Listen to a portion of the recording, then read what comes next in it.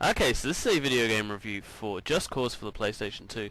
This game was released in 2006, is also playable on the PC, Xbox and Xbox 360. Just Cause is a sandbox game which sees you playing as a CIA operative stoking up a revolution in a fictitious Caribbean nation. Given the CIA's history, this has to be one of the most ironic names for a computer game going, but the concept is still pretty interesting and thankfully doesn't play like a piece of propaganda, something that I was very wary of when considering getting this game. While it cost me next to nothing on eBay, just £2, it's stolen more hours than I care to think about. And for me, these weren't really hours of enjoyment for the most part, but ones of disappointment and at times real frustration. The game is a sandbox run and gun game. This is my bread and butter, especially after playing games like The Godfather Black Hand Edition, which is my favourite modern game to date, and which in a strange way is so similar to Just Cause, yet manages to do basically everything right, whereas Just Cause has a lot of problems with it. When reading reviews prior to getting this game, I noticed either people were disappointed by Just Cause or found it a lot of fun. I expected to find myself in the latter category, and thinking you're going to enjoy a game is often half the battle. However, with the exception of the start of the game, I found there to be very little fun to be had in Just Cause, and while I concede that the first few hours they did start off quite nicely, it's not long before you start to notice problems creeping into the game. One of my biggest gripes with the game is the story, its presentation. The cutscenes are unappealing to behold, the voice acting is horrible, the characters are the biggest bunch of losers you'll ever see, worse even than the GTA bosses, and by extension your main character Rico Rodriguez, who looks as though he's been modelled entirely on Hollywood actor Antonio Banderas, is the biggest loser going, given how he's working for these people. One of the worst features of the GTA games is how you find yourself doing jobs for these dregs of society, but so bad is Just Cause's cast that those employers will appear well connected and astute business people by comparison. The gameplay can be split into two parts, the story missions and the side missions. The side missions are incredibly repetitive, but offer neither rewards juicy enough to incentivize doing them, or interesting enough to want to do more than a few times. The liberation of provinces sounds cool, but in reality it's a repetitive affair, with most villages looking identical, and with so many, it will add tens of hours onto the main game if you even bother to complete it 100%, so it's really not worth your time. As for the story missions, they're okay, but some really don't explain fully by what means you can achieve your objectives. I remember one mission where I had to burn a bunch of coca fields, but there was no suggestion of how to go about doing this and no hint system, so me being me, I just ended up looking online, which when I have to do while I'm playing a game, it kind of brings the enjoyment level down. I'm not going to be jumping through developers' hoops and try and work out what's going on in their minds when they're creating this game. I've had enough of punishing myself by playing point-and-click adventure games in the past. I really don't need it with my sandbox games as well. All I really want is a clear objective and saying what vehicles I can use, what tools, what weapons, things like that. Many of the vehicles control like crap, and don't even think about driving through trees, as they're littered with immovable objects and rocks which will send your vehicle spinning.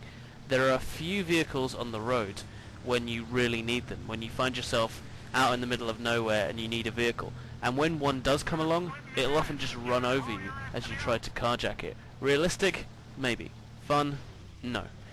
Funnily enough though, the helicopters and sometimes planes control far better than the seriously irritating aerial vehicles of GTA, although having said that, I did play the GTA games, the modern ones, on the PC, so maybe that's part of it. And if you've guessed that I don't like the GTA 3D trilogy, 3 through till San Andreas, you'd be right, but I don't really have time to go into that grudge just now.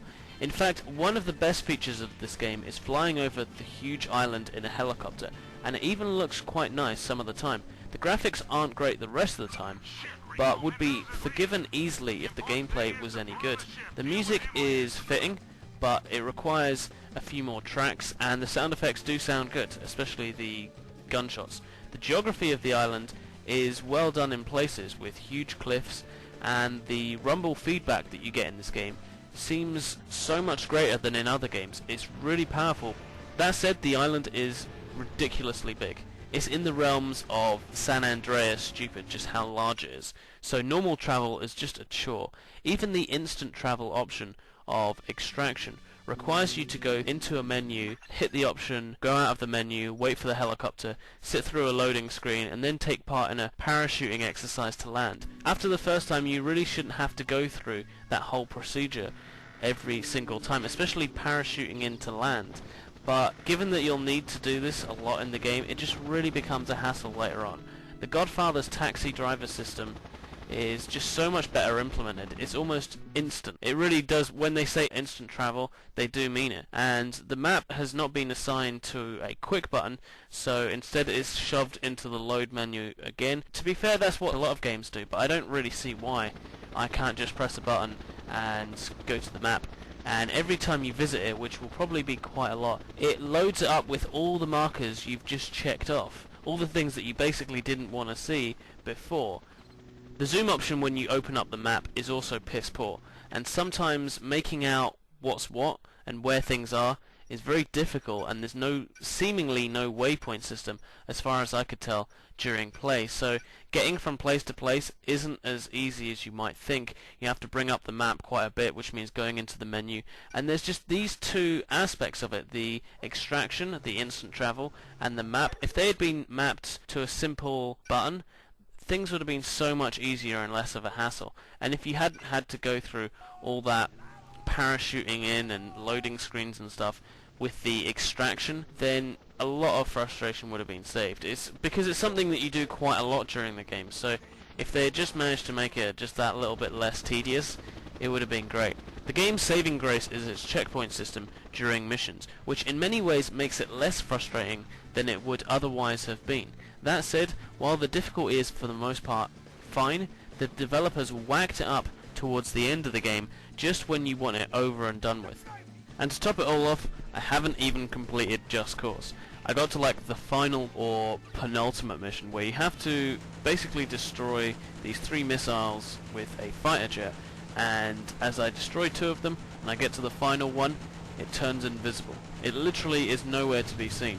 There are red arrows in the sky pointing to where it needs to be. I shoot at where it should be. On the map it says I'm right next to it, and yet there's literally nothing to destroy.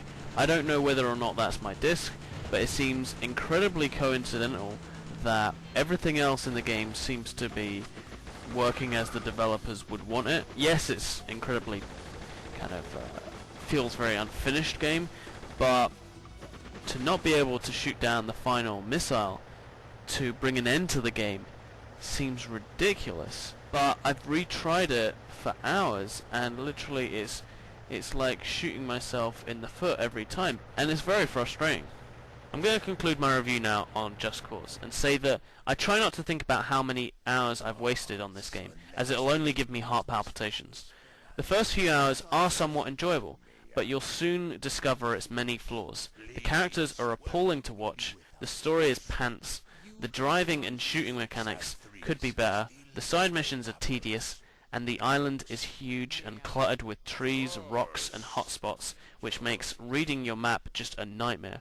To make matters worse, at least for me, personally reviewing this game, I wasn't even able to finish the game. I wasn't even able to destroy the final missile to let me have some kind of closure on just a horrible gaming experience. I thought I'd be able to extract enjoyment out of this game that other reviewers hadn't. I was completely wrong. I give Just Cause a 3.6 out of 10. And that's me.